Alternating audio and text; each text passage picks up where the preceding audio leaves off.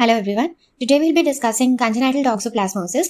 We'll follow along the slides keeping in mind these topics, the natural progression of disease without any intervention and how it presents. The recommended management guidelines will be discussed in another lecture.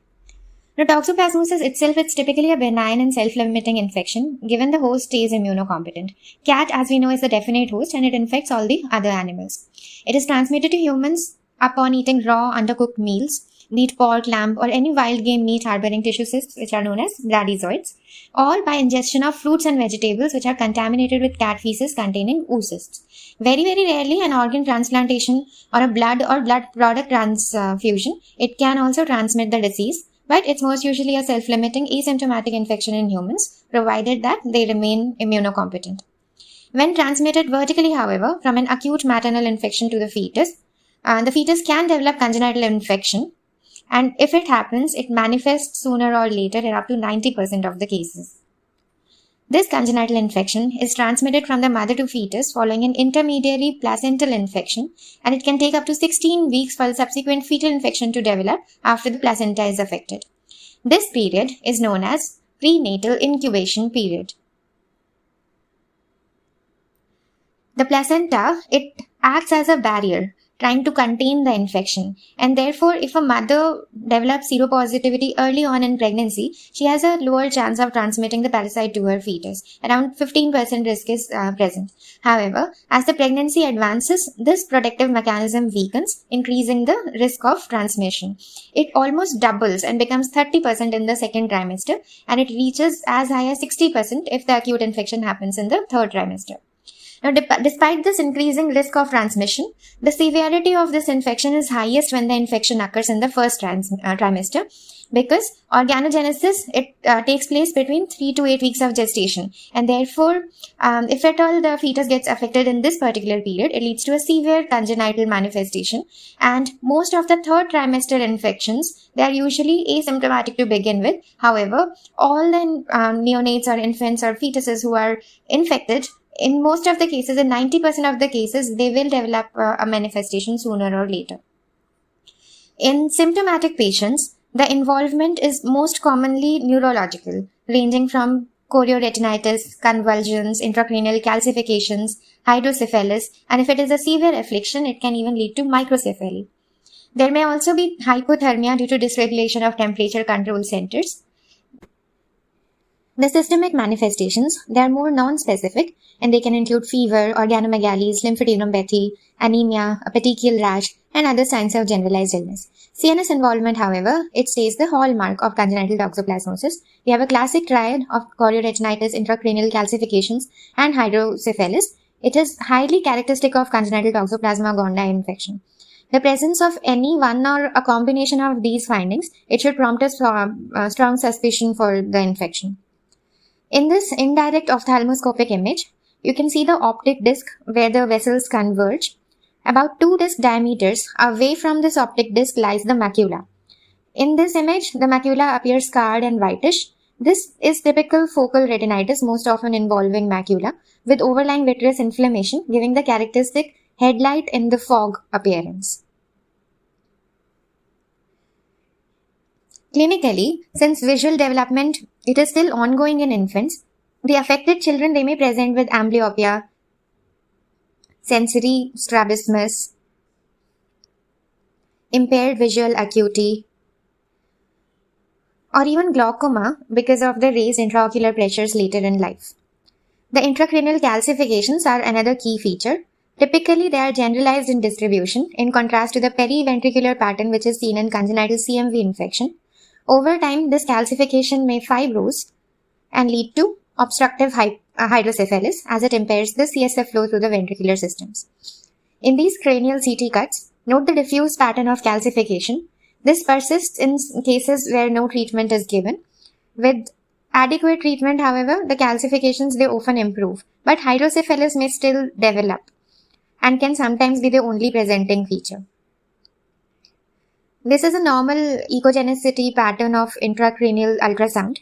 In comparison, this frame shows diffusely increased echogenicity, indicating a bilateral generalized calcification pattern. Having seen these classic findings, let's now move on to how we diagnose a case. After antigen exposure, our bodies produce IgM and IgA antibodies during the acute phase of infection. IgM antibodies typically peak around 4 weeks post-exposure and then they gradually decline, though they may remain detectable for up to 2 years as shown by this pattern B of IgM response. The IgG antibodies, they peak around 2 to 3 months after exposure and they remain positive for lifetime. However, what varies is the avidity of IgG binding. In acute phase, these antibodies, they bind with low avidity, and as the immune response matures, the avidity increases. So in an acute infection, IgM is always positive and IgG, if present, will have a low avidity, typically less than 30%. In contrast, in a chronic infection, IgM may or may not be positive, but IgG is always present with a high avidity. This is well demonstrated in this illustration. Urea, it can dislodge IgG antibodies from the antigen in the acute phase due to low avidity, and in a chronic infection setting, the antibody-antigen binding is strong enough and urea cannot dislodge the antibody. During pregnancy, when we assay maternal antibody titers, the interpretation helps us stratify the risk and decide on further testing. When both IgG and IgM are negative, the mother is considered susceptible to toxoplasmosis and should ideally undergo serial serological screening every 4 weeks to catch any acute infection in time. A positive IgM and a negative IgG raises suspicion for a recent infection and it warrants confirmation by documenting a 4-fold rise in IgG titers over a span of 4 weeks. In cases where IgM is positive and IgG is equivocal, the next step is to perform an avidity test. A low avidity result supports the diagnosis of an acute infection. When both IgM and IgG are positive, avidity testing again it helps differentiate a recent and a past infection, low avidity pointing towards an acute infection, while high avidity suggests a chronic one. If IgM is equivocal, the approach remains the same. We do an avidity testing to clarify the timeline of infection. A positive IgG with a negative IgM typically indicates past infection and immunity to the infection, meaning there is no risk of vertical transmission. That said, some centers may still recommend avidity testing in such cases to rule out a false negative IgM result. As we've seen, any mother who is susceptible to infection during pregnancy carries a risk of vertical transmission and should ideally be screened every 4 weeks until delivery. This protocol is followed in some countries like France and Austria, but most of the countries, including US and India, they do not have any such stringent universal screening protocols. Instead, we screen mothers when there is a documented exposure, a symptomatic infection, unexplained intrauterine fetal demise, maternal immunocompromised status, because in an immunocompromised status, even a past infection can reactivate and vertically transmit to the fetus, or when we detect sonographic markers of fetal infection with or without fetal growth restriction. Let's now look at some of these ultrasound findings. What are these soft markers? We broadly divide them into cerebral and non-cerebral signs. Here we have an antenatal ultrasound showing bilateral fetal ventriculomegaly. Remember, ventriculomegaly is defined as a lateral ventricular width exceeding 10 mm measured in the axial transventricular plane. This next image is a fetal MRI of a gravid uterus demonstrating a cystic area within the left cerebral hemisphere, which is seen communicating with the lateral ventricle. This is classic porencephalic cyst. It typically represents encephaloclastic lesions where parenchymal destruction from infection, it leads to cyst formation. The surrounding brain tissue may appear thinned out or gliotic. Next, we see diffused bilateral intracranial calcifications, which unlike the periventricular calcification of CMV, they tend to be more scattered and generalized in congenital toxoplasmosis. Moving to non-cerebral signs, the most common finding is an increased echogenicity of bowel loops, a result of inflammatory infiltration. You might also see echogenic or calcific foci in liver, hepatomegaly,